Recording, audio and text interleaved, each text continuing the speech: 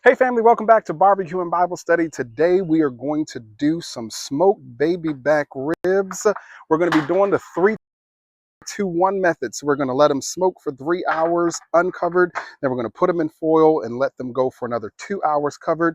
And then we're going to baste them inside some barbecue sauce and let them go for that last hour uncovered. Okay, so we can get that nice glaze on it. I really am excited today because I'm still continuing the series that I've been doing on prayer.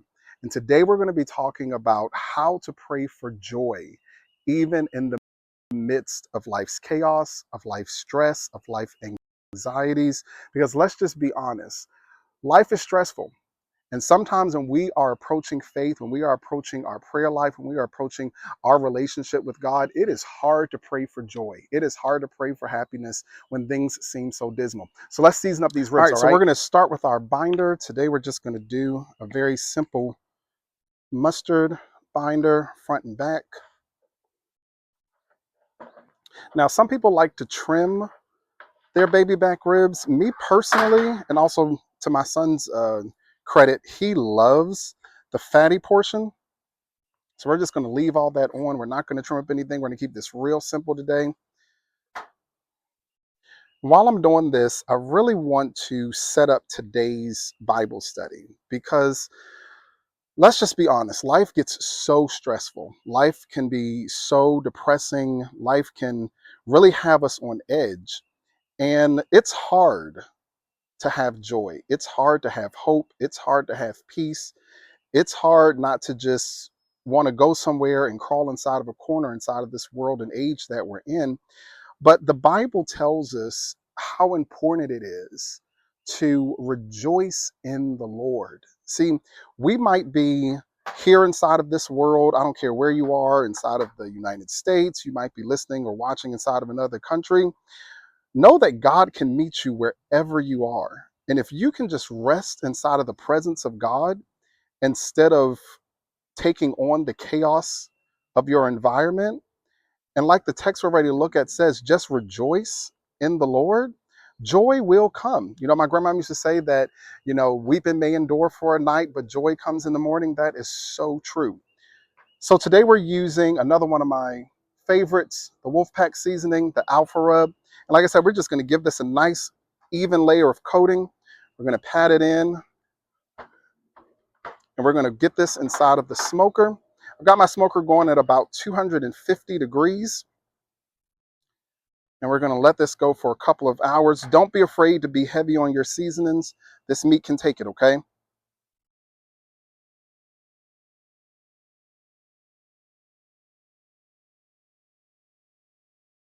All right, let's get in the smoker.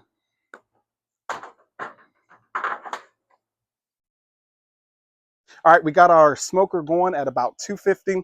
We're going to go ahead and get our ribs in. Listen, we're doing a hickory wood today. Like I said, we're also have our WolfPack seasoning. This is our Alpha Rub.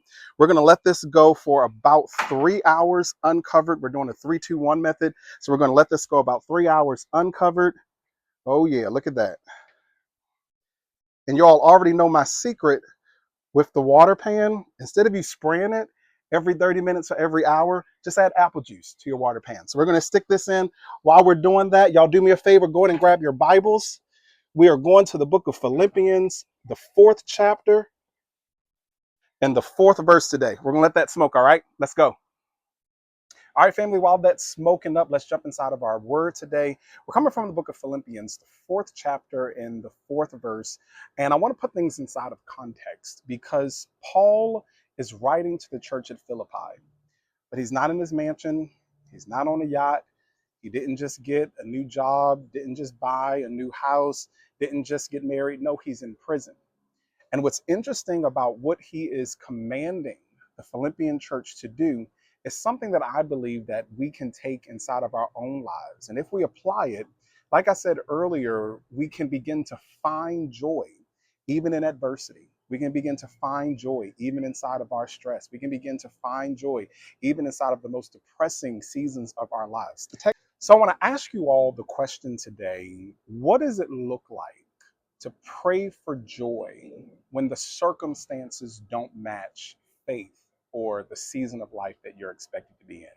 Three things I want you to take away. The first thing is this: joy is rooted in relationship, not circumstance. Paul didn't say rejoice inside of the situation. No, he said rejoice in the Lord.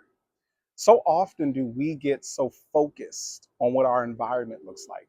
We get so focused on what our money looks like. We get so focused on what our relationship looks like.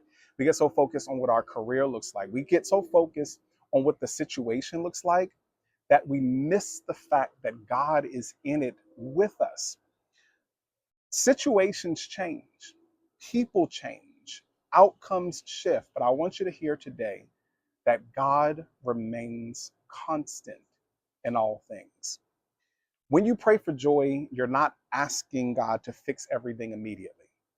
No, you are asking Him to center you in who He is inside of this season that you're in.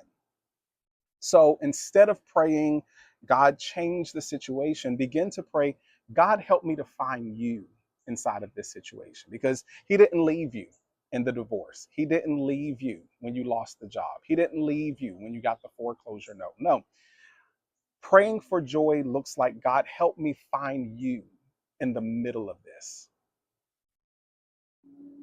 The second thing that I want you all to take away is that joy is a discipline before it becomes a feeling. Notice Paul says it twice. He says, rejoice in the Lord always. And again, I say, rejoice. Why does he repeat this? He repeats this because he knows that joy isn't automatic. He knows that sometimes it has to be intentional. I truly do believe that when you set out to make joy your end result, it's going to come. When you set out to make happiness your end result, it's going to come. When you set out to make gladness your result, it's going to come. Here's the simple truth: what you rehearse in prayer eventually reshapes your heart. When you consistently pray for joy, even through your tears, even through your struggles, even through your straining, the Spirit learns how to lean into hope a little bit more. You can be at work right now. You can be at home right now. You can be just out and about listening to this while you're walking, and you might be having a bad day. Inside of this moment, you can say, I'm going to choose to rejoice in the Lord. I'm going to choose to have joy. I'm going to choose to be happy, although the situation around me doesn't seem happy. That's why he says, rejoice in the Lord always. And again, I say rejoice because sometimes we need the reminder that it's going to take some work. It's not just going to be a one quick and fix it, kind of prayer where we're just going to pray this thing and automatically feel good. No, you have to. There's a song I used to sing when I was a praise and worship leader. It used to say, I command my hands to praise the Lord. I command my feet to praise the Lord. I command my lips to praise the Lord. Sometimes you've got to command yourself to have joy.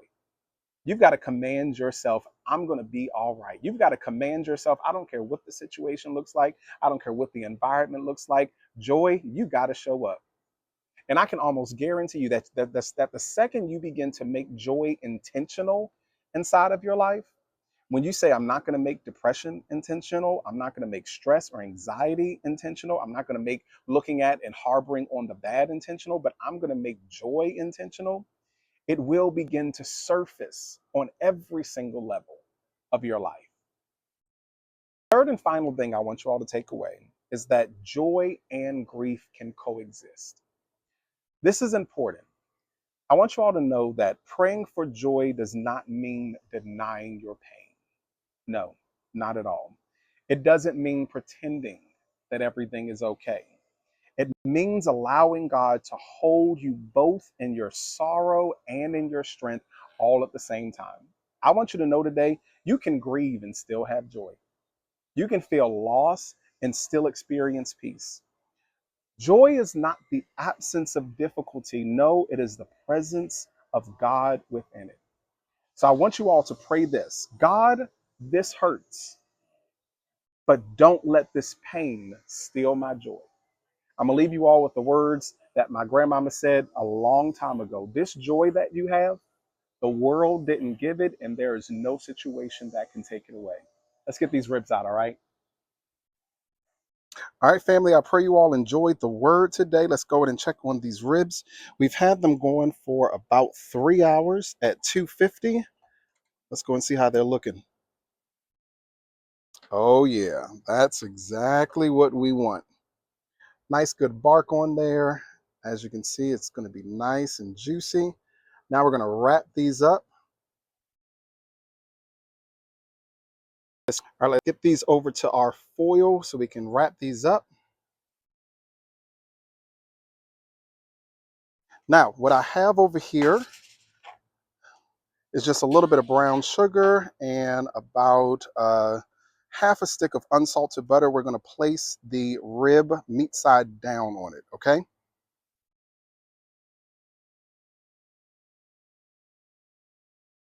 So we're going to go meat side down with these and get these wrapped. This is going to create a nice, good glaze on it. Now, some people will use honey. Some people would like to use barbecue sauce.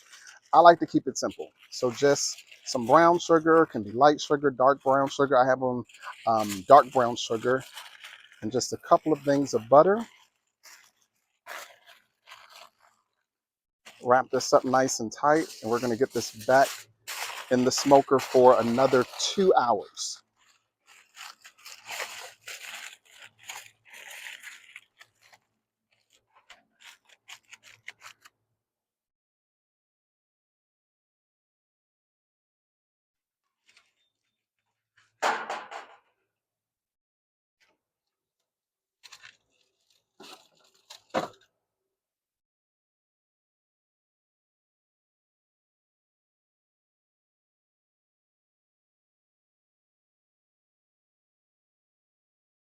Oh my goodness, look at that bend. I can already tell the bend is just incredible.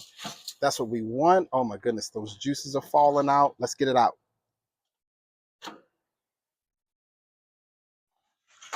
Look, let me show y'all this. If your ribs are making juice like that and you made a mess, I think you did all right. Let's pop these bad boys open, okay? All right, let's go ahead and open these up. See how we're looking. The juice is already falling out. I tried to wrap these as best I could, but I think you all can already tell that we did a very good job. The meat is pulling back from the bone. Oh my goodness. Can y'all see that? I'm just going to lift it up a little bit for y'all to see. Look, let me show y'all this. That was just a bone at the very end. All right, so y'all already know how we do. Let's go ahead and bless the food.